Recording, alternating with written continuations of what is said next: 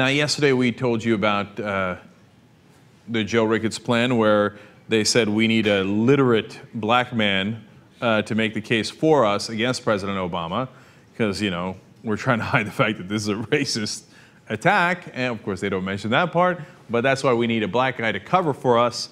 And God, this is going to be hard, but let's find a literate one. God, that term is so loaded, dripping with racism. So who's going to come riding to the rescue? Why, shucks, it's Herman Cain. So here he is on Fox News. Is it fair to in any way tie President Obama to Reverend Jeremiah Wright, or is that old and he's distant from him, and it's really that it's just an effort to sort of dirty up the president? I think that it's an effort to sort of muddy the water, but I think it is fair if someone wants to highlight the Reverend Jeremiah Wright and his relationship with Barack Obama, because quite frankly, it wasn't highlighted enough in 2008.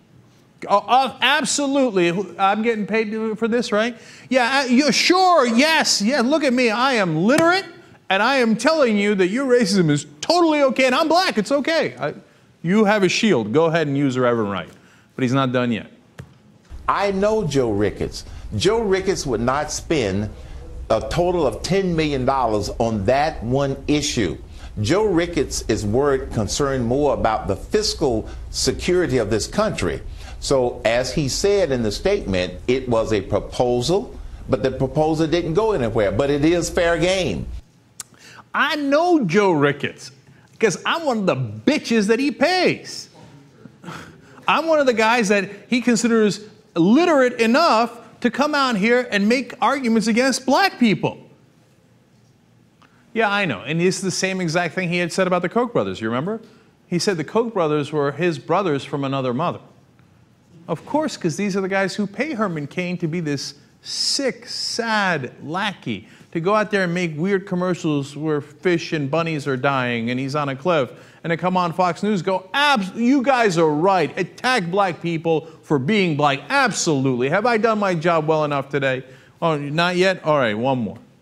You say that it's fair and it's relevant, but then we've got the second consideration. Where do we draw the line? How do we know when something is racist and when something is fair for discussion?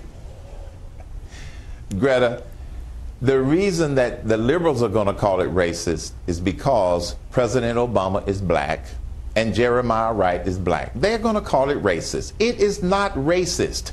They hide behind the race card anytime that someone wants to attack the president on grounds that he would freely and liberally attack somebody else. So no, I don't think that it is racist. Greta, I'm here to tell you that as a black man, I give you cover to be racist. Go ahead. JR, am I being too unkind to Herman Cain? Man, I'm keeping it all in. I feel like let it out! Let it out! Preach it, brother! It's a family show. And I want to start talking about the orifices of his body that are being filled right now. That's as far as I go. But the worst part is about this guy, he's probably not even getting paid. He's just that asshole.